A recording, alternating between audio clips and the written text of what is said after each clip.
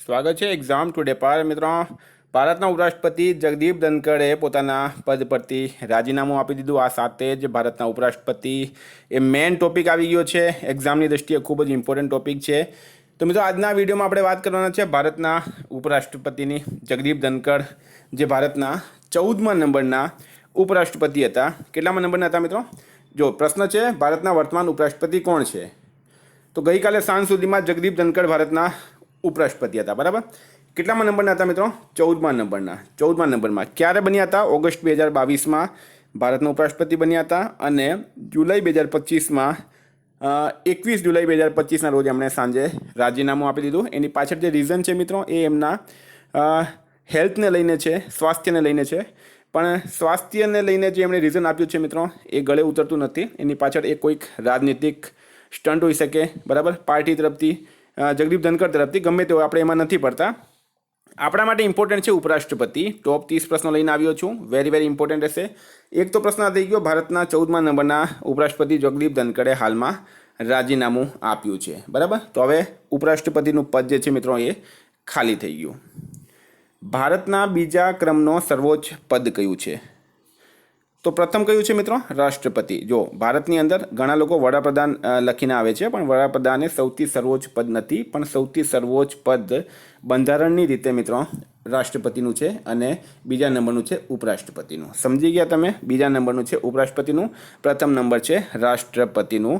જો કે પાવર વડાપ્રધાન પાસે વધારે હોય છે, પણ સર્વોચ્ચ પદની વાત કરીએ આપણે તો ઉપરાષ્ટ્રપતિ પાસે વધારે હોય. ભારતના બંધારણના કયા આર્ટિકલ મુજબ રાષ્ટ્રપતિએ હોદ્દાની દ્રષ્ટિએ રાજ્યસભાના સભાપતિ છે? તો મિત્રો આ પ્રશ્ન સ્ટાર માર્ક કરજો. Very very important. અહીંયા તમને મેં માહિતી આપું તો લોકસભાનો જે અધ્યક્ષ હોય મિત્રો, હાલમાં કોણ છે? ઓમ બિરલા લોકસભાના અધ્યક્ષ છે. લોકસભાના અધ્યક્ષ માટે હંમેશા ચૂંટણી થતી હોય, પણ રાજ્યસભાના સભાપતિ માટે ચૂંટણી થતી નથી. ભારતના જે ઉપરાષ્ટ્રપતિ છે એ હોદ્દાની દ્રષ્ટિએ હંમેશા રાજ્યસભાના સભાપતિ હોય છે. આર્ટિકલ છે મિત્રો 64. આર્ટિકલ 64. બરાબર. આર્ટિકલ કયો છે મિત્રો? 64. યાદ રાખજો, આર્ટિકલ 64 આમાં રાઈટ આન્સર થશે. વિદ્યાર્થી મિત્રો, એક્ઝામ આવી રહી છે ડીવાયએસઓની, રેવન્યુ તલાટીની, જીપીએસસીની અને પોલીસની પણ નવી ભરતી આવી રહી છે. તમારા માટે એક વસ્તુ લાવ્યા છે આપણે. તો મિત્રો ગુજરાતમાં પ્રથમ વખત સૌથી સસ્તી એપ્લિકેશન જ્યાં સંપૂર્ણ સિલેબસ તમને મળશે. ગુજરાત ઇતિહાસ, ભારત બંધારણ, કમ્પ્યુટર પરિચય, ભારતનો ઇતિહાસ, સામાન્ય વિજ્ઞાન, ગુજરાત સાંસ્કૃતિક વારસો, current affairs, sports, GK, Gujarat current, Gujarat ભૂગોળ, ગુજરાતી સ્પેશિયલ, ગુજરાત જિલ્લા, મંથલી કરંટ, વ્યક્તિ વિશેષ, ગુજરાત પાક્ષિક, સાયન્સ, ટેકનોલોજી, સાહિત્ય, વ્યાકરણ, ગુજરાતી, ઇંગ્લિશ બધું જ આવશે આમાં. ટોટલ પૂરો સિલેબસ. ને મિત્રો ટોપિક વાઇઝ ટેસ્ટ આપનારી એકમાત્ર એપ્લિકેશન છે ગુજરાતમાં. તમે કેવી રીતના આપવાની? જો ગુજરાતના ઇતિહાસમાં તમે જશો તો મિત્રો ગુજરાતના ઇતિહાસની સંપૂર્ણ ટેસ્ટ આમાં જો અનુમિત્રકાળ, જહાંગીર, ગુપ્તકાળ, 1857 વિપ્લવ અને ગુજરાત, અનુમૌર્ય કાળ, બરાબર, સોલંકી વંશ. હવે તમારે ટેસ્ટ કેવી રીતના આપવાની? ટેક ટેસ્ટ કરશો મિત્રો, સ્ટાર ટેસ્ટ કરશો આવી રીતના, તો આવી રીતના પ્રશ્ન આવશે. જો સોલંકી વંશનો સ્થાપક કોને ગણવામાં આવે છે? તો તમે અહીંયા કરી દો મૂળરાજ સોલંકી. બરાબર. આવી રીતના મિત્રો તમારે જવાબ આપવાના છે. આ રીતના તમે જવાબ આપશો. ઉપર મિત્રો ટાઈમ પણ ચાલશે. 40 પ્રશ્નો માટે આપણે 20 મિનિટનો ટાઈમ સેટ કર્યો છે અને તમે સબમિટ કરશો અહીંથી એટલે મિત્રો તમને ઇન્સ્ટન્ટ રિઝલ્ટ મળશે. જો તમને રિઝલ્ટ મળી ગયું છે, રિઝલ્ટ મળી ગયું મિત્રો, કેટલા સાચા છે કેટલા ખોટા છે. બરાબર. ઉપર તમને ગ્રાફથી પણ સમજાવવામાં આવશે. સૌથી મોટી વાત મિત્રો, વ્યૂ સોલ્યુશન પર તમને આ જ જગ્યાએ સોલ્યુશન પણ મળી જશે. કયો ખોટો છે, કયો સાચો છે, એવી રીતના તમને આજો આપણે ઉનાઈ કર્યું હતું એની જગ્યાએ શ્રી સ્થળ રાઈટ આન્સર છે. તો આવી રીતના મિત્રો સોલ્યુશન પણ તમને મળી જશે. કંઈ ડાઉટ હોય તો મિત્રો તમે મને કોન્ટેક્ટ આમાં કરી શકો છો. વિદ્યાર્થી મિત્રો, સૌથી સારી વાત એ છે કે આ એપ્લિકેશનની અંદર પૂરો સિલેબસ આવશે. તમે ટોપિક વાઇઝ જોઈ શકો. અમે કરંટ અફેરમાં આવશો મિત્રો. કરંટ અફેરમાં જો મુખ્યમંત્રી, ગુજરાત બજેટ, ગણતંત્ર દિવસ, આઈફા એવોર્ડ, મનમોહન સિંહ રાષ્ટ્રીય ફિલ્મ એવોર્ડ, સિંધુ જળ સંધિ, IPL 2025, S400, પદ્મ એવોર્ડ્સ, આવી રીતના દરેક ટોપિક જે પણ નવા ટોપિક આવે છે આમાં એડ થાય છે. બરાબર. એક ટેસ્ટ મિત્રો તમે ગમે તેટલી વખત આપી શકો, ગમે તેટલી વખત એક ટેસ્ટ તમે આપી શકો છો.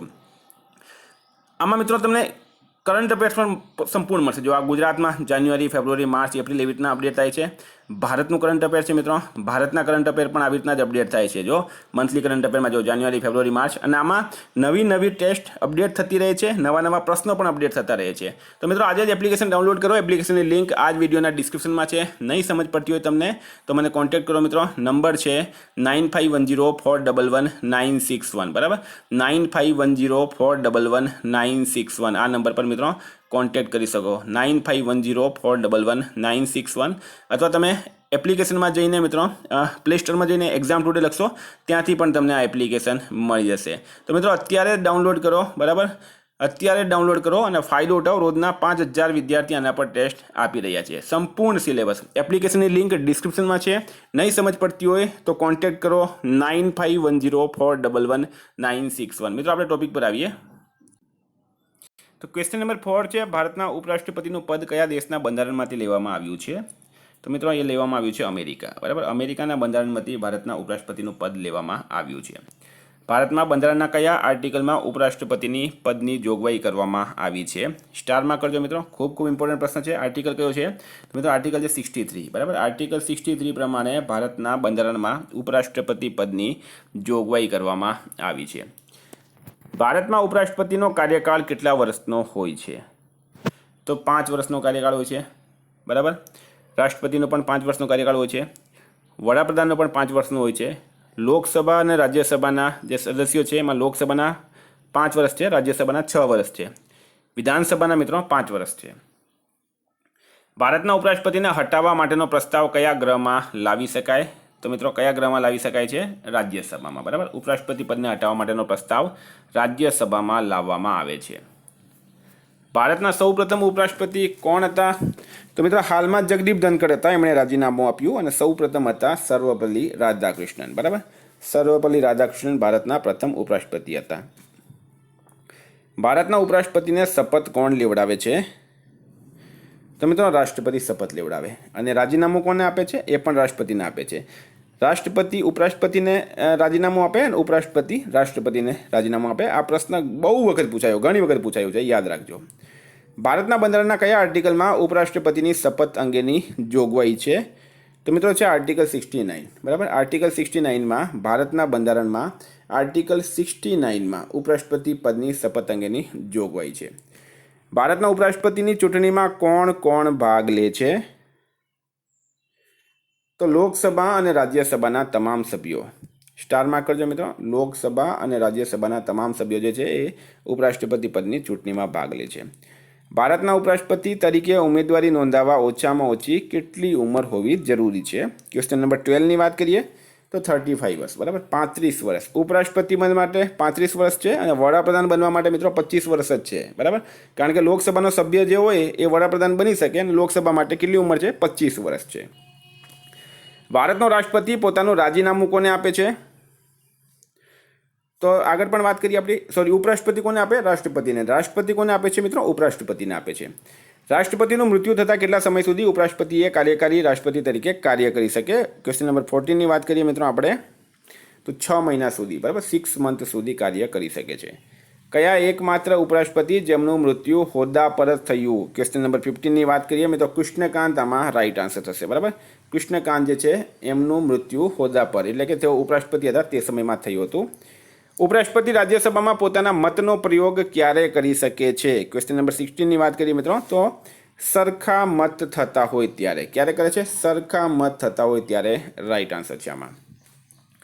ભારતના ઉપરાષ્ટ્રપતિને તેનો કાર્યકાળ સમાપ્ત થતાં પહેલાં હોદ્દા પરથી હટાવવાની સત્તા કોની પાસે છે? તો રાઈટ આન્સર છે મિત્રો સંસદ પાસે. કોની પાસે છે સત્તા? સંસદ પાસે આની સત્તા છે. સંસદ શાનાથી મળે છે? રાજ્યસભા, લોકસભા અને રાષ્ટ્રપતિ આ ત્રણે મળીને સંસદ બને છે. 79, 80 અને 81 આ 3 આર્ટિકલ યાદ રાખવાના. ભારતના ઉપરાષ્ટ્રપતિ પદની ઉમેદવારી નોંધાવવા મતદાર મંડળના કેટલા સભ્યો દરખાસ્ત મૂકનાર અને કેટલા સભ્યો ટેકો આપનારા હોવા જરૂરી છે? તો રાઈટ આન્સર મિત્રો 20-20, બરાબર. 20-20 રાઈટ આન્સર થશે આમાં. સતત 2 વાર ભારતના ઉપરાષ્ટ્રપતિ પદ પર રહેનાર પ્રથમ વ્યક્તિ કોણ હતા? તો મિત્રો એ હતા ડૉક્ટર સર્વપલ્લી રાધાકૃષ્ણન, જે સૌ પ્રથમ વખત ભારતના ઉપરાષ્ટ્રપતિ બન્યા હતા. બંધારણના કયા આર્ટિકલમાં ઉપરાષ્ટ્રપતિની ચૂંટણી વ્યાખ્યા આપેલી છે? તો મિત્રો એ છે 66, આર્ટિકલ 66 રાઈટ આન્સર છે. તો મિત્રો ઉમ્મીદ કરું તમને આ વિડીયો ગમ્યો હશે. એપ્લિકેશનની લિંક ડિસ્ક્રિપ્શનમાં છે, બરાબર. એપ્લિકેશન માટે અને કરંટ અફેર માટે મિત્રો તમે મને કોન્ટેક્ટ કરી શકો. નંબર છે 9510411961, બરાબર. આ નંબર પર તમે કોન્ટેક્ટ કરી શકો. Thank you. ફરી મળશું. જય હિન્દ, જય ભારત.